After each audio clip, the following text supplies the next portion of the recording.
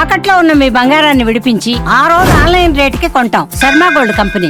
మహాదేవ శ్రీమాత్రే నమః. Welcome to our channel.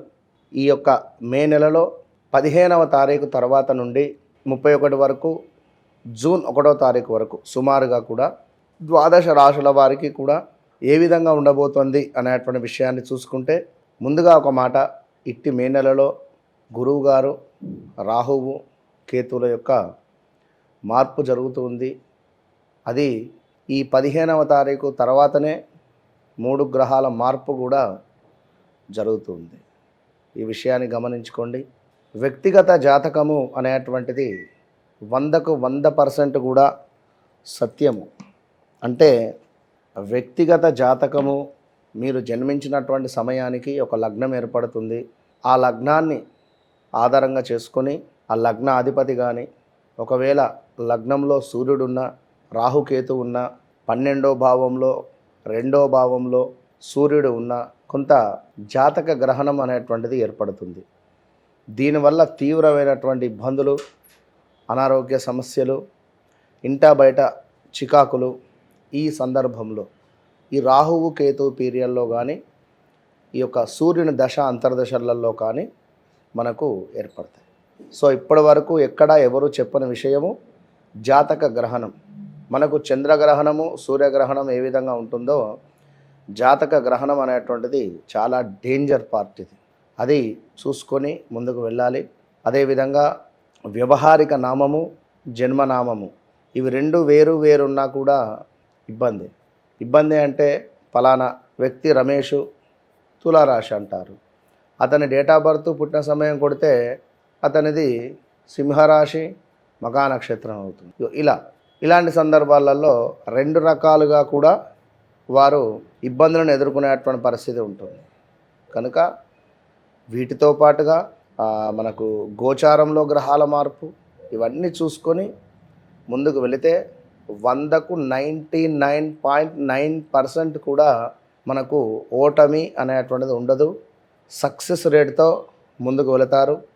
ఎంతోమంది గొప్ప గొప్ప నాయకులు కానీ, గొప్ప గొప్ప స్టార్స్ కానీ వారు అదే విధంగా ఫాలో అవడం జరుగుతుంది. కనుక ఈ విషయాన్ని గమనించుకొని ముందుకు వెళ్ళండి.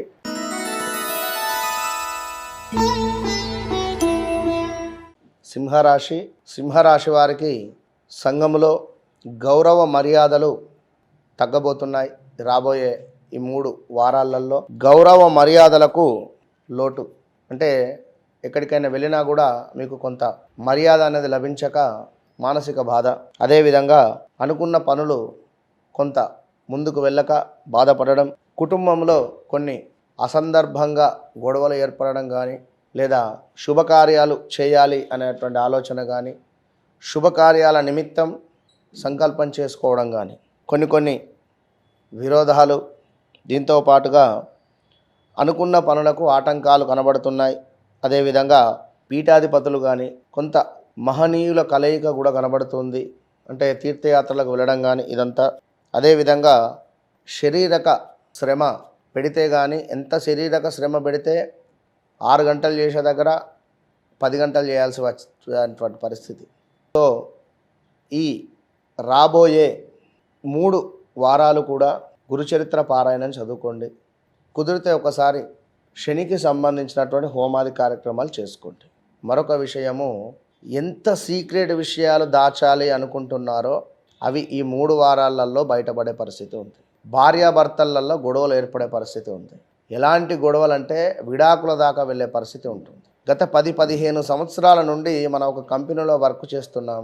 అలాంటి వర్క్ చేసేటువంటి కంపెనీ సడన్గా మనల్ని హోల్డ్ చేయడం, సడన్గా మనల్ని బ్లాక్ చేస్తా అనేటువంటి మాటలు వినవాలి. మనీ రిలేటెడ్ చాలా కష్టంగా ఉంది. సో కొంచెం ఓపిక పట్టండి. చాలా అద్భుతమైనటువంటి పరిస్థితి ఉంటుంది. మీ వ్యక్తిగత జాతకాన్ని కూడా పరిశోధన చేసుకోవాలి. అదేవిధంగా పని ఉంటే బయటికి, లేదా ఇంట్లోనే, ఈ విధంగా ఉంది పరిస్థితి. వివాహం కాని వారికి వివాహం అయ్యేటువంటి పరిస్థితి, సంతానం లేని వారికి కొంత సంతానానికి సంబంధించినటువంటి ఇష్యూస్, అంటే కన్సీవ్గా ఎవరైతే ఉన్నారో వారు జాగ్రత్తగా ఉండాలి. ముఖ్యంగా ఉద్యోగ ప్రయత్నాలు కానీ, ఉద్యోగంలో గొడవలు కానీ, ఉద్యోగంలో మీకు సంబంధించినటువంటి వ్యక్తులే మీ గురించి బ్యాడ్గా చిత్రీకరించి వారు గుడ్ అవ్వాలని, ఓకే, మిమ్మల్ని చెడుగా అక్కడ చెప్పి వారు మంచి అయి బంగారు కిరీటాన్ని పొందాలి అని వారు అనుకుంటారు. కానీ పిచ్చి ఇది కదా. సో కింద ఆకు రాలినప్పుడు పై ఆకు నవ్వుతుంది, పైన ఆకులు రాలినప్పుడు కింద ఆకు అనేటువంటిది నవ్వుతుంది. అది కామన్. ఏది ఎప్పుడు ఇదే ఉండదు. కనుక మనకు ఇక్కడ శ్రీకృష్ణుల వారు అర్జునుడు శ్రీకృష్ణుల వారిని అడుగుతారు. ఇక్కడ ఏమిటి, ఒక వాక్యం నాకు చూస్తే సంతోషం కలగాలి, అప్పుడే మళ్ళీ బాధ కలగాలి అంటారు. అప్పుడు శ్రీకృష్ణుల వారు ఒక విషయం చెప్తారు. ఈ టైం ఎప్పుడు ఉండదు, టైం మారిపోతుంది. సంతోషంగా ఉంటాం, అదే కాదు కదా, మారుతుంది టైం. బాధలో ఉంటాం, సో అదే కాదు కదా, టైం మారుతుంది. కనుక మిమ్మల్ని ఎవరైతే ఇబ్బంది పెట్టారో వారికి తప్పకుండా రివెంజ్ అనేటువంటిది యూనివర్స్ ఇస్తుంది. కానీ మీరు కూడా సత్కర్మలు చేసుకోండి. కొన్ని సందర్భాలలో నేనే నా అనేటువంటి అహంభావంతో ఉండకండి. ఈగో ఫీలింగ్ తీసి పక్కకు పెట్టండి. చాలా స్ట్రేట్ ఫార్వర్డ్నెస్ ఉంటారు, అది కూడా కాస్త పక్కన పెట్టండి. 1కి 10 మెట్లు దిగండి, లేదా 100 మెట్లు కిందికి దిగండి, తప్పులేదు. Okay, all the best.